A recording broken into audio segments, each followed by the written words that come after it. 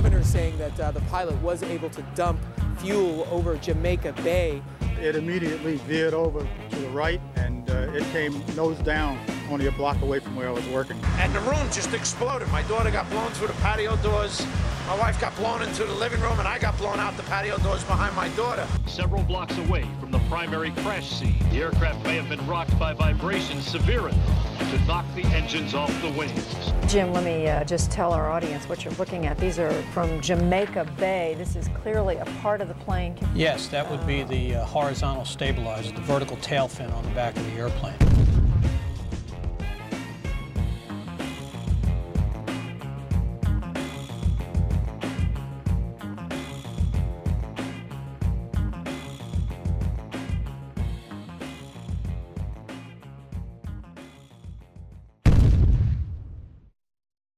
In 2006, during the trial of Zacharias Moussaoui, the FBI managed to provide a multitude of evidence that appears to have survived a catastrophic crash in near pristine condition. Among the exhibits were a red bandana, a Kingdom of Saudi Arabia driver's license, John Talignani's driver's license, and flight attendant Cece Lyle's personal effects, including her driver's license and Marriott hotel card. Although a 757 managed to obliterate itself upon impact, paper and fabric managed to survive without a scratch. They also released pictures of an engine and 2 pieces of fuselage. It is not specified where those were found. Once again, the FBI stepped in to supervise every aspect of the investigation. They repeatedly denied family members' requests to listen to the cockpit voice recorder. The FBI gave in on April 18, 2002, as long as the victims' relatives didn't talk about it. And for some reason, the last 3 minutes were unaccounted for. No explanation has been given. Even after Zacharias Moussaoui's sentencing, the actual cockpit voice recorder has yet to be released. The 9/11 Commission concludes that the military was not informed of Flight 93 until 10:07, minutes after it had crashed. We heard the explosion. Actually, our power had gone off, and then we felt a tremor. We had just gotten up, and the next thing I know, it sounded like a missile came across our house. I mean, they were going that fast. It was flying. It was coming from that direction. I have no idea what it was. Oh no, it wasn't. It wasn't the aircraft that crashed. No, it's hard for me to believe that they did not know about that aircraft until 10:07. That's difficult for me to believe. Despite the discussions about military assistance, no one from FAA headquarters requested military assistance regarding United 93, nor did any manager at FAA headquarters pass any of the information it had about United 93 to the military. A year after 9/11, military officials were telling an entirely different story, that Flight 93 was being tracked. In the Pentagon Command Center, there's a report of another hijacked plane, United Airlines Flight 93. We received a report from the FAA that Flight 93 had turned off its transponder, had turned, and was now heading towards Washington, D.C. The decision was made to try to go intercept Flight 93. The rules have changed. We could do something about it now. Colonel Bob Marr is in command at the Northeast Air Defense Sector base in Rome, New York. The words that I remember as clear as day was, "We will take lives in the air to preserve lives on the ground." Marr orders his air controllers tell the pilots to intercept Flight 93. United Airlines Flight 93 will not be allowed to reach Washington, D.C. The closure time came and went, and nothing had happened. So you can imagine everything was very tense. Flight 93 is about 175 miles north and west of Washington, flying over Somerset County, Pennsylvania. Up above, a fighter jet streaks by. It was about, 10:03 that the fighters reported that Flight 93 had crashed. Eventually, of course, we never fired on any aircraft. When you heard the plane was down without a shot being fired at it, you remember what you said?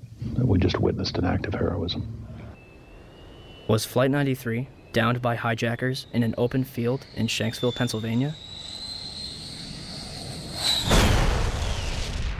Or is the truth being withheld from the public?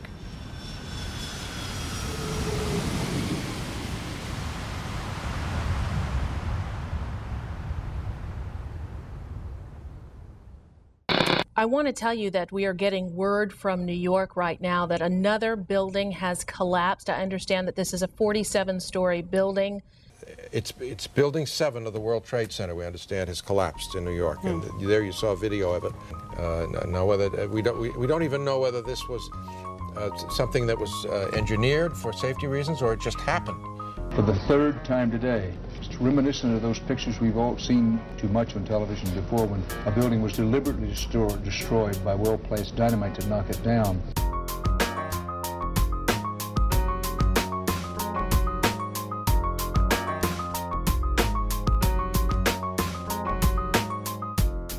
In 1984, construction began on World Trade Center Building 7, a 47-story office building, 570 feet tall, and 300 feet away from the North Tower. It opened to the public in 1987 and housed offices for Department of Defense, Securities and Exchange Commission, and the Internal Revenue Service. Building 7 was considered the Central Intelligence Agency's largest station outside of Washington, D.C., and was also the Secret Service's biggest field office. Numerous cases would be closed due to its destruction. On June 8, 1999, Mayor Rudolph Giuliani's Office of Emergency Management Command Center on the 23rd floor is opened. The command center on the 23rd floor is bulletproof and bomb-resistant, with its own air supply and generators. It's linked to city airports, the Coast Guard, and the Pentagon. Computers will soon have detailed blueprints of every major building in New York City, as well as evacuation routes. Hurricanes and heat waves would be handled here, as well as terrorist attacks. Though New York officials say their facility is not impenetrable, they're confident it could handle even the worst crisis imaginable. Deborah Fayerick for CNN, New York. The 50,000 square foot center has reinforced, bulletproof, and bomb-resistant walls, its own air supply and water tank, beds and showers, and 3 backup generators. It has countless monitors which oversee police and fire department responses, and it is staffed around the clock. Hours before the first plane would strike the World Trade Center, Building 7's alarm system would be placed on test status at 6:47 a.m. for a scheduled period of 8 hours. This normally occurs during maintenance, and any fire alarms from the building are disregarded. After the second plane strikes the South Tower, the building's power is shut off and its tenants are evacuated. The major fires in World Trade Center 7 were as follows.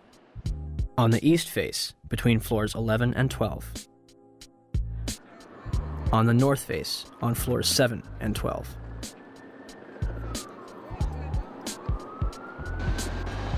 On the west face, between floors 29 and 30.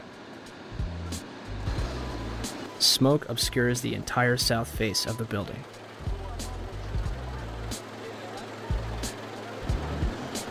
By 3 p.m., Chief Daniel Nigro of the FDNY had set up a collapse zone around Building 7.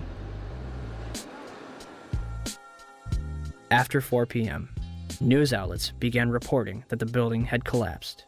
We are getting information now that one of the other buildings, Building 7 in the World Trade Center complex, is on fire and has either collapsed or is collapsing. We've got some news just coming in, actually, that the Salomon Brothers building in New York, right in the heart of Manhattan, has also collapsed.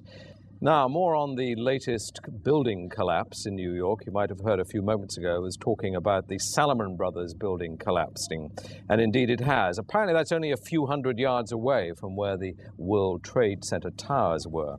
And it seems that this was not a result of a new attack. It was because the building had been weakened during this morning's attacks. We'll probably find out more now about that from our correspondent, Jane Stanley. Presumably there were very few people in the Salomon building when it collapsed. I mean, there were, I suppose, fears of possible further collapses around the area. That's what you would hope, because this whole downtown area behind me has been completely sealed off and evacuated, apart from the emergency workers. That was done by the mayor, Rudy Giuliani. Jane, I think many of us, when we heard the news, perhaps on the radio earlier today, were completely flabbergasted by it and just couldn't comprehend it. I mean, it almost sounded too far-fetched. I was wondering what it's felt like for you being in Manhattan. Well, unfortunately, I think we've lost the line with Jane Stanley in Manhattan. Perhaps we can rejoin her and follow that up later. Where did CNN and BBC get their information, especially considering the building was still standing directly behind their reporters?